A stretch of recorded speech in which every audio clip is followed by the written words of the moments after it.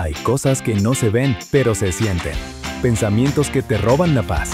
Emociones que se han quedado a vivir aunque no las invitaste.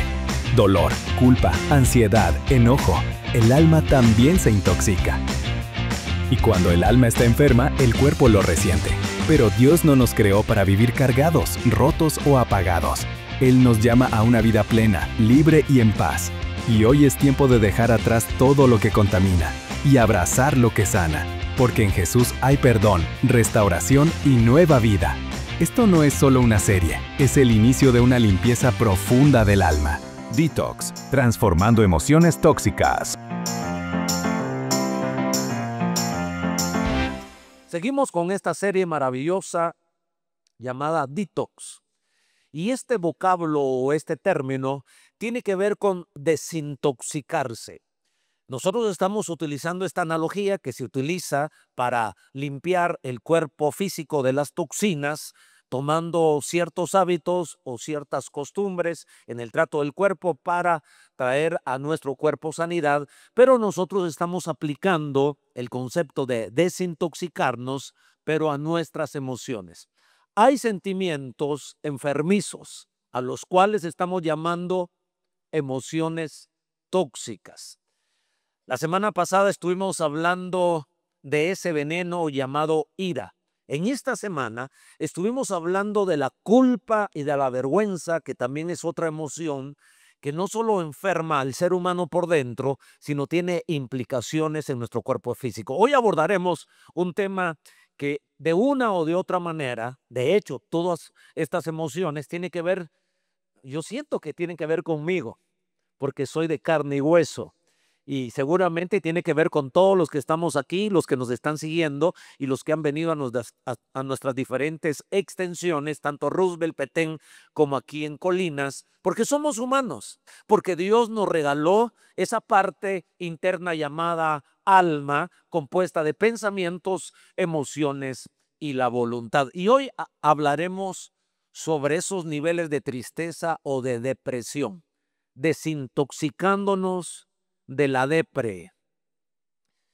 Y la depresión tiene diferentes niveles de impactos. ¿Qué es la depresión? Es un estado emocional y algunos psicólogos lo llaman como un trastorno emocional o trastorno mental.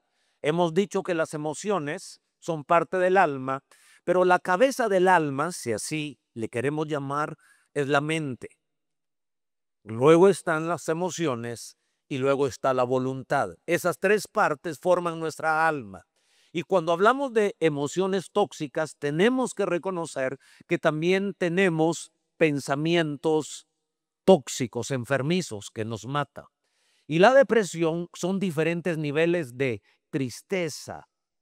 Y esa tristeza, que todos hemos tenido un grado de tristeza, y para comenzar identificándonos nosotros, porque yo me siento parte de este tema, y sin lugar a dudas todos ustedes, les voy a decir por qué.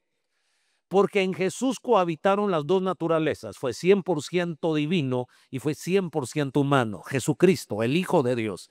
Y si Jesucristo, siendo el Hijo de Dios, vivió un estado emocional, tuvo un episodio emocional raro, extraño, con un nivel de angustia que sus gotas de sudor parecían gotas de sangre. Y quiero que leamos juntos en Mateo capítulo 26, versículos 37, 38 y 39.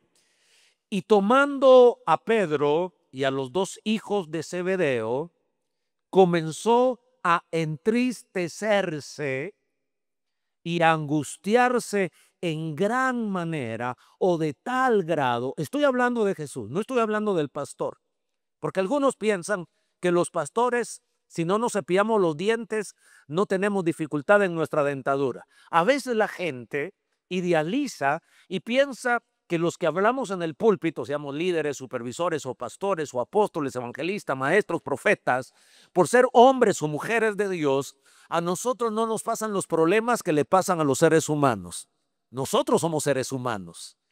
Y por eso tiene sentido los mensajes que damos en el púlpito, porque no solo hablamos de la gente, mucho menos en contra de la gente. Estamos hablando de nosotros que somos personas, pero también estamos trayendo un mensaje de esperanza, de medicina, de salud, de fuerza, porque de eso trata evangelio. Para el que no sabía, evangelio significa buenas noticias. Y esta hora tenemos una buena y excelente noticia, que Dios puede transformar nuestras emociones. Y hoy podemos cambiar nuestra tristeza en gozo. Hoy podemos cambiar nuestro luto en baile. Hoy podemos cambiar el estado emocional más terrible en lo que tú piensas que no puede cambiarse. Algunos buscan los químicos, algunos buscan el placer y eso aplaca poco. Pero el poder de Dios, el evangelio de Jesucristo, la obra del Maestro, tiene poder para transformar nuestra vida. Pero aún Jesucristo pasó un episodio difícil, una tristeza y una angustia en gran manera. Entonces Jesús les dijo, mi alma, mis emociones está muy triste hasta la muerte. Quedaos aquí, velad conmigo. Yendo un poco adelante, se postró sobre su rostro, es decir, puso el rostro en el suelo, orando y diciendo, Padre mío, si es posible, pasa de mí esta copa, pero no se haga como yo quiero, no se haga mi voluntad, sino como tú quieres, sino como tu voluntad. Entonces estamos despegando, identificando a Jesús que vivió este desafío de tristeza, de suma angustia. ¿Hasta qué grado? Hasta la sensación de que se moría. Nos damos cuenta que esta es una emoción que tiene diferentes grados y hoy no quiero dar yo una cátedra de psicología porque no lo soy, aunque los pastores caminamos en ese campo como consejería y tenemos más de algún curso de psicología. Pero sin embargo no soy psicólogo, pero logramos entender que hay diferentes etapas de la depresión o de la tristeza extrema. Algunos han vivido situaciones extremas y puede ser que algunos que nos están viendo y escuchando pueden sentirse así o que estén presencialmente en nuestras extensiones. Roosevelt, Petén y aquí en Colinas. ¿Qué hizo Jesús? ¿Cuál fue el camino de Jesús para superar este episodio trágico? Siendo Dios, pero como humano, tuvo que vivirlo. Tú eres cristiano, oras, ayunas, predicas, profetizas, tienes la llenura del Espíritu Santo. Y no por eso nosotros somos inmunes a pasar episodios difíciles. Ahora imagínense aquellos que no tienen a Jesús. Ahora imagínate aquel que está más despegado de Dios. Los cristianos no somos gente perfecta. Jesús era un hombre sin pecado, pero en su situación emocional, en su situación humana, por el proyecto que venía delante de él, por la acción que tenía que tomar. ¿Y cuál era? Tenía que llegar a la cruz. Y él entendía que no solo espiritualmente iba a clamar Elí, Elí, lama sabactani, Dios mío, ¿por qué me has abandonado? La sensación de estar lejos de Dios, siendo él Dios, es un misterio tremendo. Sin embargo, también en su cuerpo físico, en su carne, él sabía que iban a horadar sus manos, él sabía que iba a llegar a la cruz. Entonces, eso produjo en él un estrés terrible, una angustia, un temor, una tristeza que no lo quería dejar avanzar. Puede ser que así te sientas tú, sin ánimo de seguir adelante gerenciando, sin ánimo de seguir adelante liderando tu empresa, tu negocio, yendo a trabajar. Personas que se encierran por días y no quieren salir. Otros se tiran un clavado dentro de la botella de alcohol, es decir, se embriagan y ahí tratan de calmar sus angustias o alguna droga o algún placer sexual. Nosotros tenemos que hacer lo que hizo Jesús. Número uno, ¿qué fue lo que hizo Jesús? Reconoce tu carga y entrégala a Dios. Jesús estaba desconocido.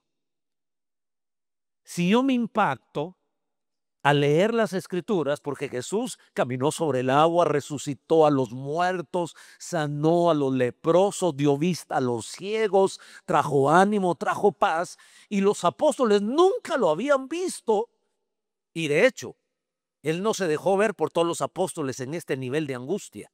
A 3 les dio el privilegio, a Pedro, a Jacobo y a Juan. Estos 3 se han de ver asustado.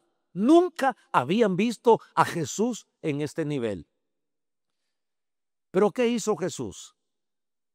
Aceptó, reconoció su carga, su dolor, su sentimiento y se lo entregó a Dios. Eso es lo que podemos hacer nosotros. La negación nos aleja de la salud. La negación nos aleja del crecimiento. Toda persona que niega su error, su situación, su estado emocional, es muy difícil superarlo.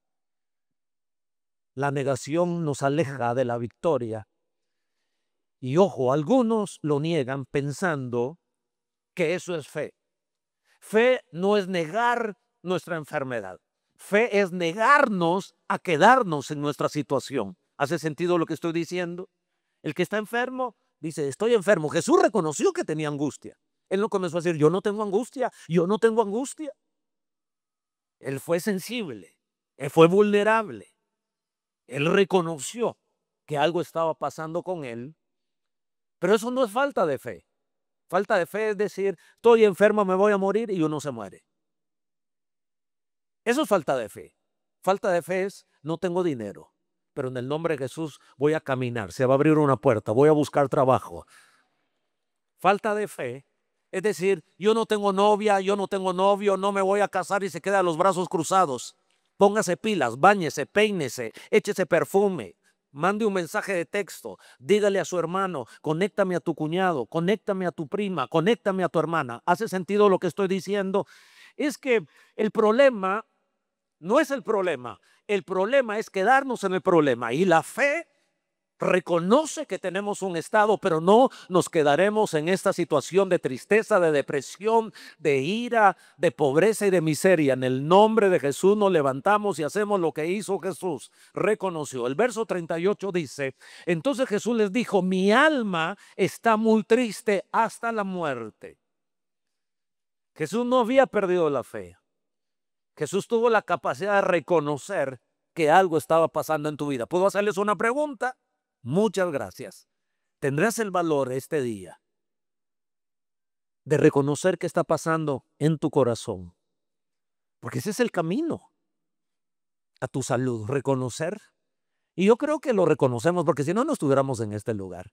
Hemos venido aquí a encontrarnos con Dios, pero reconocemos que todos los días necesitamos más de nuestro Salvador. Ahora, eso fue lo que vio Mateo, lo que dijo Jesús. Entre los evangelistas hubo un médico, hubo un doctor llamado Lucas. Él no estuvo presencialmente, pero recopiló principalmente los dichos de Pedro. El doctor Lucas, el escritor de Evangelio San Lucas y el libro de los Hechos, aunque no vivió muchos de esos episodios con Jesús, como los otros apóstoles, la Biblia nos dice que solo 3 apóstoles vivieron lo que le sucedió a Jesús, Pedro, Jacobo y Juan. Y el doctor Lucas tuvo mucho acceso, mucha comunión. Hubo un trayecto donde Lucas compartió con Pablo y compartió con Pedro. ¿Qué es lo que nos dice el doctor Lucas que entendía de medicina? No lo dice Mateo, pero sí lo dice Lucas. Lucas 22:44. Oraba más intensamente, refiriéndose a Jesús, y era su sudor como grandes gotas de sangre que caían hasta la tierra. Yo fui a algunos comentarios bíblicos a entender qué fue lo que sucedió ahí. Y la ciencia médica dice lo siguiente: las gotas de sudor pueden parecer sangre debido a la hematohidrosis. Esa es una enfermedad rara, extraña, que no le sucede a todos, pero existe. Usted puede buscarla en los libros y en los comentarios. Y si aquí hay médicos, pues ellos lo saben. Una rara condición en la que los vasos sanguíneos que alimentan las glándulas sudoríparas se rompen, permitiendo que la sangre se mezcle con el sudor. Pero esta enfermedad sucede, extraña, rara, cuando una persona está sometida a una presión muy fuerte, a una situación emocional muy fuerte, a un estrés muy fuerte, a una tristeza muy fuerte, a una angustia muy fuerte. Imagínense lo que vivió nuestro Señor Jesucristo, pero Él reconoció, y ese es el punto. Hay un hombre de Dios en el Antiguo Testamento, hombre de Dios dije, un hombre con revelación, un hombre con autoridad, un hombre como poder, Elías. Era llamado el profeta de fuego, hacía descender fuego del cielo y se burló de los falsos profetas, los confrontó, se burló de ellos. Y Elías oró y dijo, si Dios me mandó a hacer esto, el Dios de Abraham, de Isaac y de Jacob, si Él me ha dado esta orden que descienda fuego del cielo, y cayó fuego del cielo. Un profeta impresionante. Sin embargo, en su estado emocional y en su cuerpo físico, vivió un nivel de depresión.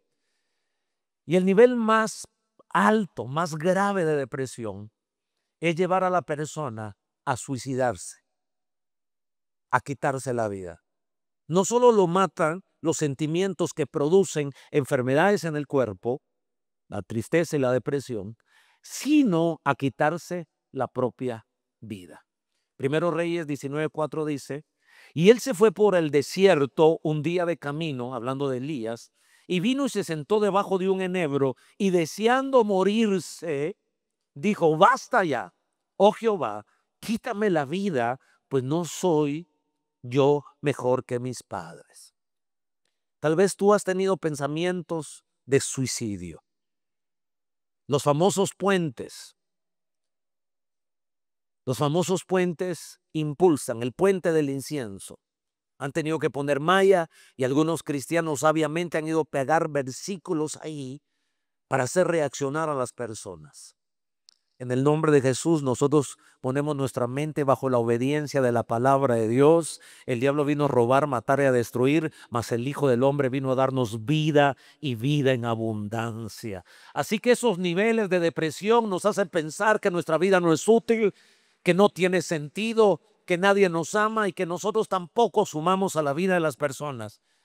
Ahora, hay algunas evidencias o algunos motores provocadores de estas emociones que van de una tristeza baja hasta la depresión más alta. Muerte de un ser querido, por ejemplo. Todo lo que se vivió en la pandemia fue muy difícil. Y a ustedes les parece duro de creer, pero han pasado 4 o 5 años y algunos no han podido superarla.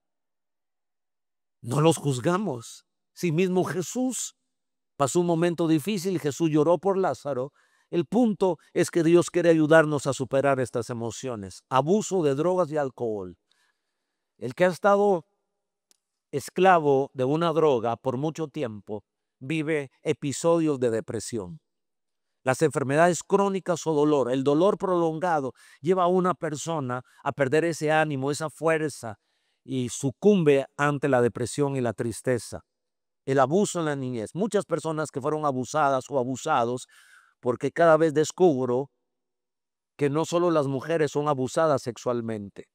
Ellas son más vulnerables y finalmente se atreven a expresarlo.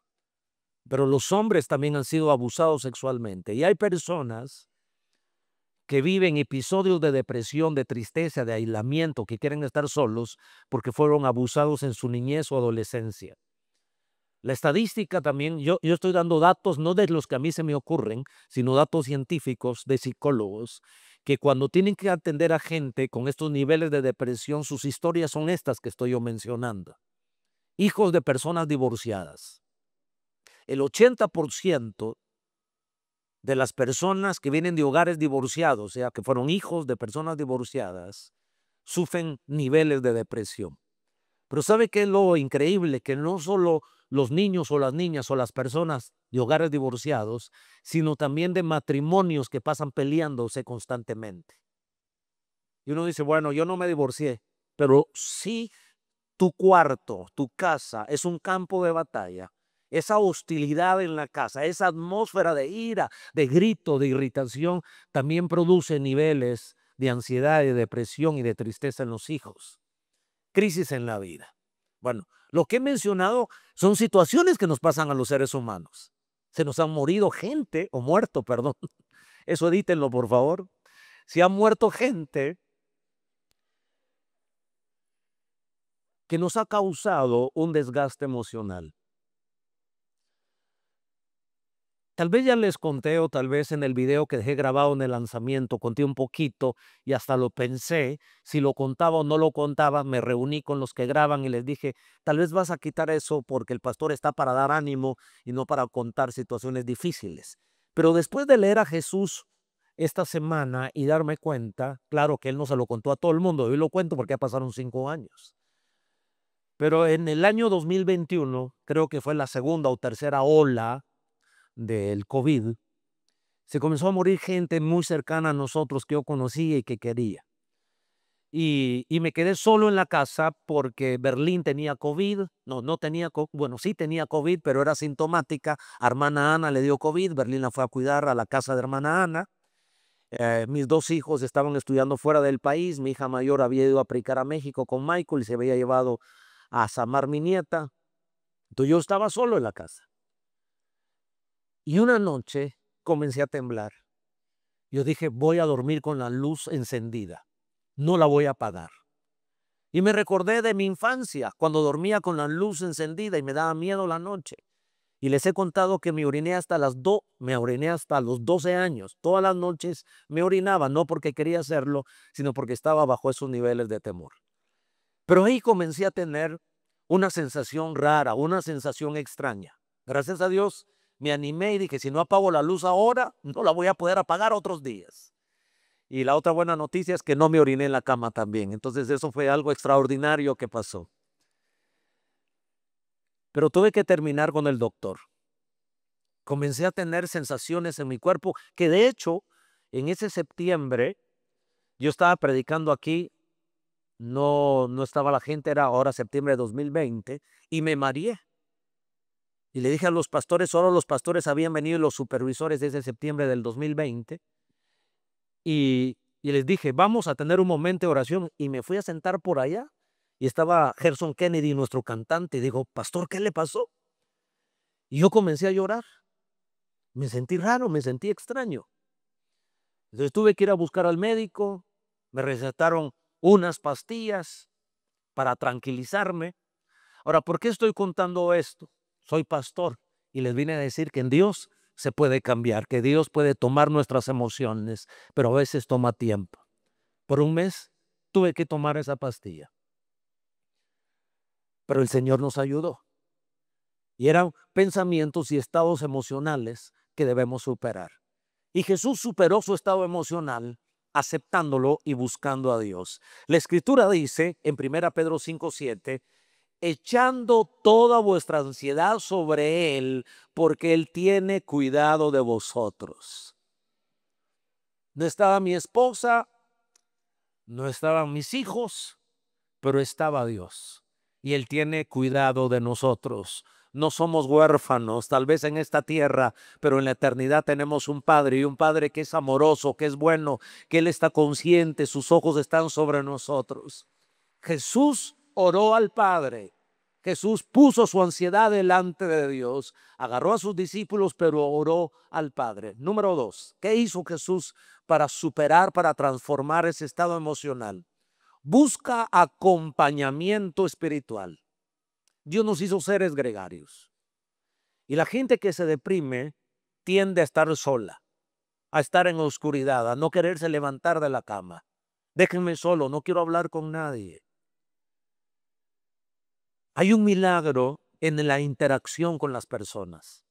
Y principalmente cuando son personas de fe, cuando son personas positivas, cuando son personas maduras.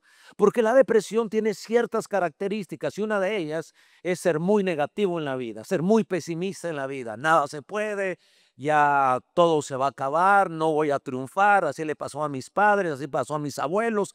Y hay patrones. Y algo más quiero decirles. Los estudios científicos demuestran que los que son familiares o ha estado muy cercano con gente depresiva, padres o abuelos o un familiar, ese síntoma o ese síndrome los persigue. Nosotros entendemos que es espiritual. Por eso en Jesús sabemos que Él nos redimió de la maldición de la ley. Y una de las maldiciones de la ley es la transferencia de espíritus. Los médicos dicen patrones que vienen en el ADN generacionales. Pero en Dios hay poder para romper toda maldición de nuestra vida. Eclesiastés 4, 9 y 10 nos habla de la belleza de sabernos acompañar para superar estados emocionales difíciles. Mejores son dos que uno, porque tienen mejor paga de su trabajo, porque si cayeren, el uno levantará a su compañero. Eso es maravilloso. Ahora, Jesús también lo hizo. Jesús expresó su dolor a gente madura que lo amaba. Aunque tenía 12 apóstoles, uno ya estaba podrido, que era Judas, pero quedaban 11 buenos. Pero Jesús se acercó a 3. Todos deberíamos tener gente madura, nuestros líderes, nuestros supervisores, nuestros pastores. Debemos ser gente madura. Pero cerca de ti, amigo y amiga que están hoy aquí, y me refiero a todos los que me están viendo y oyendo, que somos hermanos y somos amigos, quiero decirles que necesitamos ayuda. Ayuda de gente que esté conectada con Dios, gente que nos ame, gente que nos comprenda, gente que intente orar con nosotros, gente que ore por nosotros. Dichosos aquellos que pertenecen a un grupo familiar donde está funcionando como Dios quiere que funcione, que son hermanos, que se aman, que lloran juntos. Llorar con el que llora y reír con el que ríe. ¿Con quién no tiene uno máscaras? Decirle, estoy viviendo esta situación.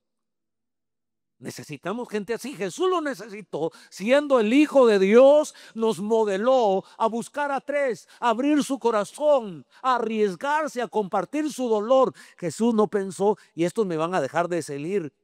Se va a desmoronar mi liderazgo porque estoy abriendo mi corazón.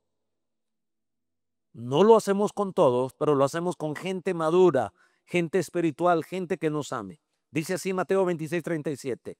Y tomando a Pedro y a los 2 hijos de Zebedeo, Jacobo y Juan, que eran hermanos, comenzó a entristecerse. Los tomó. ¿A quién estás tomando tú? ¿Quién es tu compañero de oración?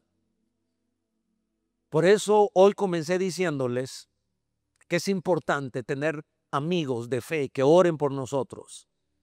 Esta iglesia, todas las noches, excepto los domingos, pero todas las noches a las 9:30, tenemos un Zoom donde estamos orando. Y yo puedo testificar que Dios nos escucha.